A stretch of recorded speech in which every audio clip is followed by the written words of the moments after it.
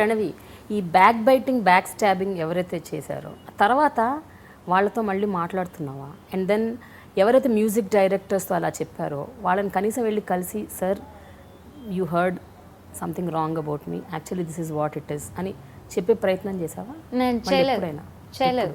ఎందుకంటే అన్నాళ్ళు చూశారు, తెలుసుగా నేనేంటో. వాళ్ళకు కూడా తెలుసు, వాళ్ళు పట్టించుకోకుండా ఎవరు ఉండరు. వాళ్ళకు కూడా తెలుసు నా ప్రోగ్రెస్, వాళ్ళు కూడా చూస్తున్నారు. వాళ్ళు ఎంతో హ్యాపీగా ఫీల్ అవుతున్నారు, నేను కూడా హ్యాపీగా ఫీల్ అవుతా. ఒక్కటే ఒకళ్ళు లిఫ్ట్ ఇచ్చారనో లేకపోతే ఏదో చేశారనో జీవితాంతం వాళ్ళే ఇవ్వాలని మనం ఎప్పుడూ కోరుకోకూడదు. అమ్మా నాన్నలే మనతో జీవితాంతం ఉండరు, నీతో నువ్వే జీవితాంతం. వాళ్ళు ఎందుకు ఉంటారు? వాళ్ళకి మనకు మించిన పనులు చాలా ఉంటాయి. అంతే, ఒక లిఫ్ట్ ఇచ్చి వదిలిపెట్టారు, లేకపోతే ఒక అవకాశం ఇచ్చి వదిలిపెట్టారు, దాన్ని బిల్డప్ చేసుకోవడం అన్నది మనలోనే ఉంటుంది. వాళ్ళు ఎవ్వరూ హెల్ప్ చేయలేరు. ఒక స్టెప్ చూపిస్తారు, ఇది ఎక్కువ నువ్వు పైకి వెళ్తావు అంటారు. నెక్స్ట్ స్టెప్ కూడా మీరే ఏంటంటే ఎలాగా, ఆయన ఒక స్టెప్ వేశారు, లేకపోతే ఆవిడ ఒక స్టెప్ వేశారు, నేను ఎక్కాను, ఇంకా పైకి నేనే వెళ్ళాలి, వాళ్ళు నాతో రారుగా. వాళ్ళు హ్యాపీగా ఉన్నారు, నేను హ్యాపీగా ఉన్నాను. నేనేంటో వాళ్ళకి తెలుసు, వాళ్ళేంటో నాకు తెలుసు. అంతే, అయిపోయింది, హ్యాపీ. అయితే ఆ డౌన్ పీరియడ్ నుంచి బయటకు వచ్చాక ఇప్పుడు ఎట్లా ఉంది? అంటే నీ అవకాశాలు కావచ్చు, లేకపోతే నీ అప్రోచ్ కావచ్చు, ఎంత డిఫరెంట్గా ఉంది before that and after that? నేను అప్పుడు అప్రోచ్ అవ్వలేదు, ఇప్పుడు అప్రోచ్ అవ్వలేదు.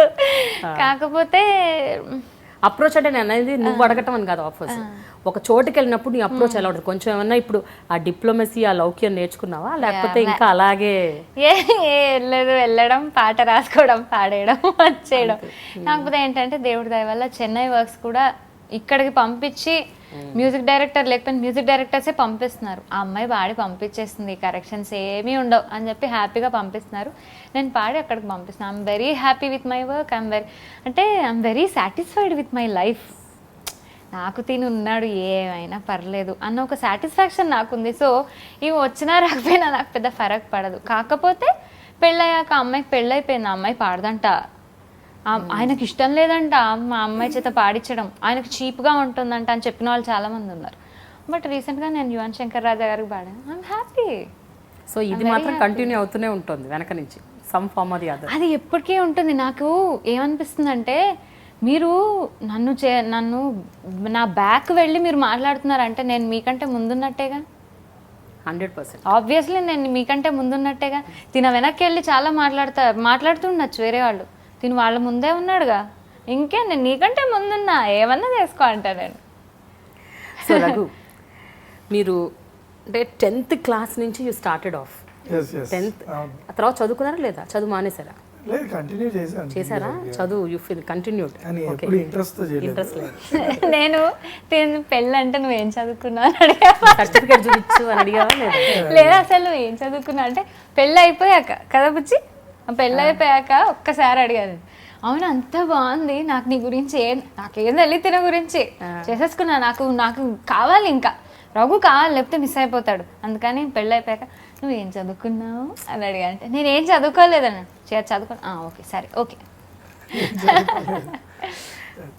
బట్ డాన్స్ అన్నది అది ఇప్పుడు యాక్చువల్గా ఇప్పుడు ఎట్లా ఉందంటే పరిస్థితి, ఇప్పుడే కదా, ఒక 10-15 ఏళ్ల క్రితం ప్రతి ఇంట్లో ఎవరో ఒకళ్ళు అమ్మాయో అబ్బాయో పుట్టిన ఏదో టీవీ పెట్టేసుకుంటారు, ఎగురుతూ ఉంటారు, some dance or the other. Dance like ఆ మూమెంట్స్ అన్నది ఇట్లా పట్టేస్తున్నారు పిల్లలు. So I'm sure you also must have cot like that. కానీ అసలు ఆ ప్రయాణం అట్లా సాగుతున్నప్పుడు అసలు బన్నీ సాంగ్ ఆర్యా 2 అసలు బ్రేకింగ్, అంటే అది యూ టర్న్ కంప్లీట్గా ఒక మైల్ స్టోన్ సాంగ్. అది ఆ అవకాశం ఎట్లొచ్చింది అసలు రఘు? అది నేను అసిస్టెంట్ కొరియోగ్రాఫర్గా, డాన్సర్ తర్వాత అసిస్టెంట్గా చేస్తున్నాను. హ్యాపీ సినిమా, కరుణాకరన్ డైరెక్టర్ గారిది హ్యాపీ సినిమా చేస్తున్నాను. అయితే మా మాస్టర్ హరీష్ భాయ్ మాస్టర్ అని, అదే పవన్ కళ్యాణ్ గారితో క్లోజ్గా ఉంటారు. తనే మ్యాక్సిమం పవన్ కళ్యాణ్ గారిది జానీ వరకు తనే ఉండేవాళ్ళు అనమాట. మినిమం 2-3 సాంగ్స్ ఆయనే చేస్తారు. So is very close to Pawan Kalyan sir. సో ఆయన దగ్గర నేను అసిస్టెంట్గా చేస్తున్నప్పుడు మాంటేజెస్ ఉంటాయి కొన్ని, వాటికి పెద్దగా కొరియోగ్రాఫర్ కూడా అవసరం లేదు. ఒకవేళ if you're having a genius assistant, choreographer ఉండాల్సిన అవసరం కూడా లేదు. ఎందుకంటే డైరెక్టర్ కొన్ని థాట్స్ చెప్తారు, దాన్ని ఇంప్లిమెంట్ చేస్తూ నువ్వు కొంచెం డెవలప్ చేస్తే చాలు. అలాంటి సిచ్యువేషన్లో అప్పుడప్పుడు నేను ఒక్కడనే షూటింగ్కి వెళ్ళిపోయేవాడిని. వెళ్ళిపోయినప్పుడు సడన్గా మీరు హ్యాపీ సినిమా చూస్తే చాలా మాంటేజెస్ ఉంటాయి. బన్నీ మన జెనీలియాని ఏడిపించడం, ఒక ఇంట్లో ఒక పార్టీషన్ చేసి తను ఇక్కడ ఉంటాడు, ఒకటే ఫ్లాట్లో ఉంటూ తను ఏడిపించడం. ఆ ఏడిపించే విధానంలో కొన్ని డ్యాన్స్ మూమెంట్స్ ఇవి కంపోజ్ చేయాలి, డ్యాన్స్ మూమెంట్స్ త్రూ ఏడిపియాలి. ఓకే. సో అది తను ఆబ్వియస్గా తను డ్యాన్స్ అది కాబట్టి తనకు ఆ డాన్సింగ్ వే ఆఫ్ మాంటేజెస్ కావాలి అన్నప్పుడు నేను ఉండి కంపోజ్ చేసినప్పుడు తను ఒకరోజు కాస్ట్యూమ్ రూమ్లో కాస్ట్యూమ్ ట్రై చేస్తూ తను అడిగారండి, రఘు మంచి బ్రేక్ చేస్తావా అని అడిగారు. లేదు బ్రో ఇంకా డిసైడ్ అవ్వలేదు, ఇంకా తెలీదు, బట్ నేను అనుకున్నప్పుడు డెఫినెట్గా ఫస్ట్ అప్రోచ్ నిన్నే అవుతుంది డెఫినెట్గా. అండ్ ఆయన దగ్గరికి నిజంగానే ఒక 1 year తర్వాత నాకు థాట్ వచ్చింది, అండ్ సరే అవుదాము మాస్టర్గా, ఇంకా చాలు, ఇంకా అంటే 16 ఏళ్ళు అలా ఎగిరేసి ఇంకేదైనా అంటే ఇప్పుడు క్రియేషన్లోకి నెక్స్ట్ స్టేజ్ ఎదగాలి కదా, ఎందుకంటే ఒకటే చోట ఉంటే కూడా కాదు. సరే అని చెప్పి రెడీ అయిపోయి మాస్టర్ లెటర్ ఇచ్చేసాను. ఏమీ లేదు, మా అమ్మని అడిగాను, సాయిబాబా దయ వలన ఒక 2 minutes ప్రే చేశాను. ఆ తర్వాత మదర్కి చెప్పాను, ఇక ముందుకు వెళ్ళిపో అంతే, వెనక్కి తిరగద్దు అనింది. సరే I took a blessings and letter ఇచ్చేసాను, అసోసియేషన్లో నేను మాస్టర్ అవుతాను. తను బన్నీది అప్పుడు దేశముద్రు లాస్ట్ సాంగ్ షూటింగ్ జరుగుతుంది. ఆయన దగ్గరికి వెళ్తే అయ్యో రఘు సాంగ్స్ అయిపోయినాయి కదా దీంట్లో, నేను జస్ట్ గుర్తు చేయడానికి వచ్చాను, నేను మాస్టర్, నేను కూడా రెస్ట్ తీసుకోవాలి. వద్దొద్దు వేరేది ఏమన్నా ఉంటే చెయ్యి, టైం వేస్ట్ చేయద్దు ఎప్పుడు కూడా. లేదు అట్లా ఏం లేదు, నాకు టైం వేస్ట్ అనేది ఏం లేదు, ఓకే నేను మళ్ళీ వస్తాను. మళ్ళీ ఒక 6 months తర్వాత రావాలి కదా, డెఫినెట్గా తనకి ఇంటిమేట్ చేద్దామని ఇక్కడే షెడ్లో ప్రాక్టీస్ చేస్తూ ఉండేవాడు తను. అయితే తన దగ్గరికి వచ్చి పరుగు జరుగుతుంది. పరుగుకి వచ్చినప్పుడు మళ్ళీ అప్పుడు ఒక ఆబ్లిగేషన్ ఏంటంటే డైరెక్టర్ కొంచెం తమిళియన్స్ వాళ్ళు ఆల్రెడీ ప్రిఫర్డ్, సో ట్రై చేస్తారు. నేను వదిలేసే పర్లేదు, అదేం లేదు, ఇంకొక 6 నెలలు అవుతుంది, తప్పేముంది అంతే. ఇక నాకు సైమల్టేనియస్గా వేరేవి జరుగుతున్నాయి. నావి ఈటీవీలో స్టార్ వార్ అని మన ప్రభాకర్ గారు ఒక ఫస్ట్ సెలబ్రిటీ డ్యాన్స్ షో హిందీలో నచ్పల్లి లాగా పెట్టారు అనమాట. సో అది జరుగుతున్నాయి, అంటే ఫీడింగ్ అనేది ఓకే, బట్ ఇది సార్ నేను మా ఇంట్లో ఎవరిని అడుగుతుంటారు, డెఫినెట్గా ఫ్రెండ్స్ బ్యాచ్లో అందరూ అడుగుతుంటారు ఏంటి నువ్వు ట్రై చేయట్లేదు అంటే, నేను ట్రై చేస్తే వచ్చేది అవకాశం కాదు, నాకైతే ఆ మైండ్ లేదు. బట్ అప్రోచ్ తన నుంచి అవ్వాలనుకున్నాను కాబట్టి తన దగ్గరికి వెళ్ళాను. అసలు నాకు ఎవరు దిక్కు, అసలు ఎవరు మైండ్లో లేకపోతే అందరి దగ్గర తిరిగేవాడినేమో. నాకు ఒక మనిషితో వెళ్ళాలనిపించి నేను ఇష్టపడి తన దగ్గరికి వెళ్ళాను. సో ఆయన నాకు చెప్పాడు కాబట్టి నేను తన దగ్గరికి వెళ్ళాను, అంటే నాలో టాలెంట్ అబ్జర్వ్ చేసి చెప్పాడు కాబట్టి.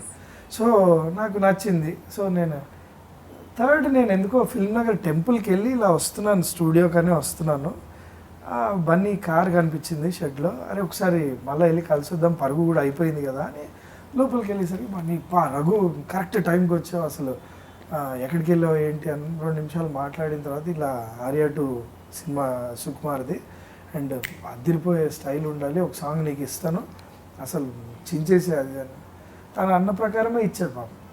తన అన్న ప్రకారమే రికమెండ్ చేశాడు. ఇమ్మీడియట్గా నేను సుకుమార్ గారి దగ్గరికి వెళ్ళాను. ఆయన కొంచెం ఆయన 2వ సినిమా 3వ సినిమా, ఇప్పుడు ఇప్పుడు నాకు లిఫ్ట్ లేనప్పుడు నేను వేరే వాళ్ళు నేను లిఫ్ట్ తీసుకొస్తాను, ఎందుకంటే 2వ సినిమా జగడం పోయింది. సో ఇప్పుడు ఆయనే 3వ సినిమా ఇప్పుడు కరెక్ట్ దీంట్లో సీక్వెల్ దీంట్లో ఉన్నప్పుడు ఆయన ఇస్తారని నమ్మకం కూడా ఎవరికి ఉండదు. సో డెఫినెట్గా ఆయన కొంచెం టెన్షన్ పడతారు కదా. సో నాతో ఒక 5 నిమిషాలు మాట్లాడిన తర్వాత సరే ఈ సీడీ నీకే ఇస్తున్నాను అని చెప్పి ఇచ్చేసాను.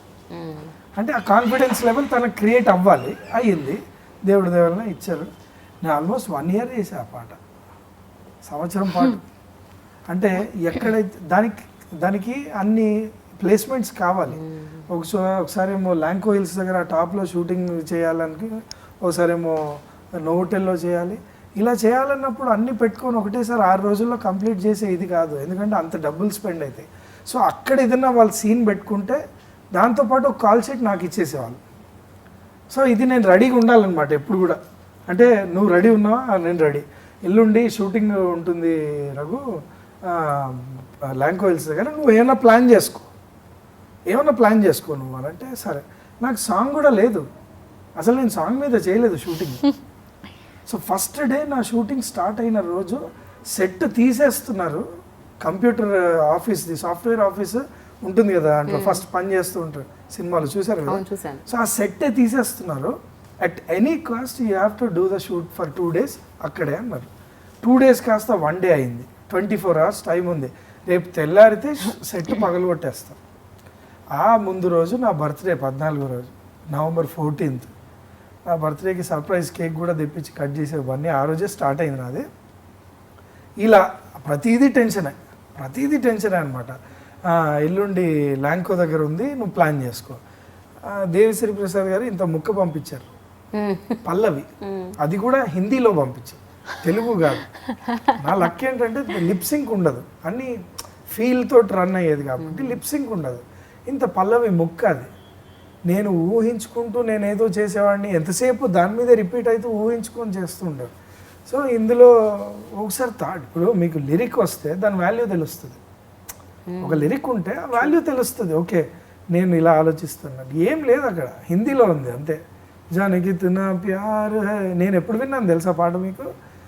సినిమా గుమ్మడికాయ కొట్టి ఆడియో రిలీజ్ ఎల్లుండి అనగా ముందు రోజు నాకు సీడీ వచ్చింది, నీ పాట ఇలా ఉంటుంది అని. అసలు పాట లేకుండా ఎట్లా స్టెప్స్ ఎలా మరి ఎలా అదే ఇంత పీస్ ఇచ్చారు కదా, అదొక్క అంతే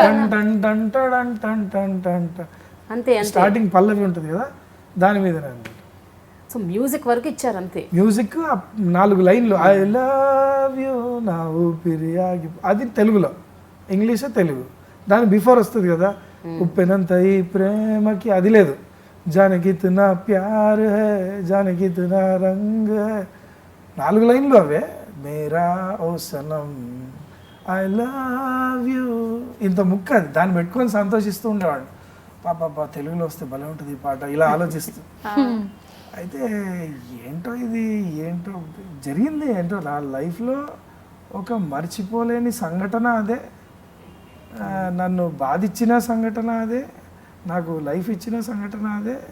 అన్ని రకాలుగా ఆ సంవత్సరము అదేంటో అంటే చాలా ఒత్తిడి, చాలా నరకం చూసాను ఆ పాట చేసేటప్పుడు. ఒక స్టేజ్ వచ్చేసింది, సుకుమార్ గారికి మిస్అండర్స్టాండింగ్ అంటే ల్యాక్ ఆఫ్ కమ్యూనికేషన్.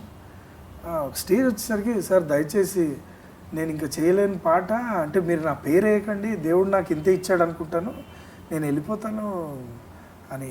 మిస్అండర్స్టాండింగ్ అది. అది ఏంటంటే నేను చాలా చిన్న స్థాయి ఉండే, వాళ్ళు డైరెక్టర్, హీరో, కమ్యూనికేషన్ దొరికేది కాదు నాకు. అంటే ఒక హీరోకి ఒక మూమెంట్స్ డాన్స్ నేర్పియాలంటే ఓ సాంగ్ బిఫోర్ జరిగిపోయేది, ఒక 3 రోజులు 4 రోజులు జరిగిపోద్ది. తర్వాత చాలామంది అదృష్టంగా భావించేవాడి, అరే ఆడ అదృష్టవంతుడు, ఈడ అదృష్టవంతుడు, పాట పెట్టాడు, ముందు 3 రోజులు రిహార్సల్ చేశారు, వెళ్ళిపోయారు, చేసేసారు, అయిపోయింది, నాకెందుకు ఈ నరకం అని.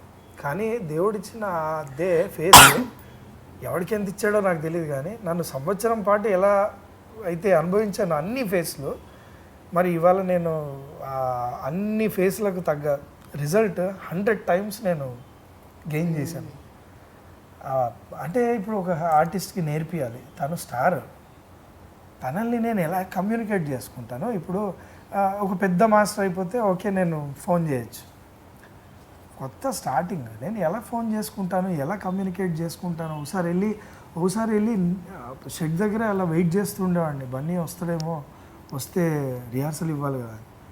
తనకు 100 పనులు ఉంటాయి, తను స్టార్ డెఫినెట్గా, తనకు 100 పనులు ఉంటాయి, తను అన్నీ చూసుకొని రావాలి పాపం రిహార్సల్స్కి. ఇంకోటి ఒక సాంగ్ ఉంది అనే ఫేస్ కాదు కదా, సీన్ జరుగుతున్నప్పుడు జరగాలి. తను ఎల్లుండి జరగబోయే సీన్ మీద కాన్సన్ట్రేషన్ ఉంటుంది, ఇది బహుశా మర్చిపోతారు.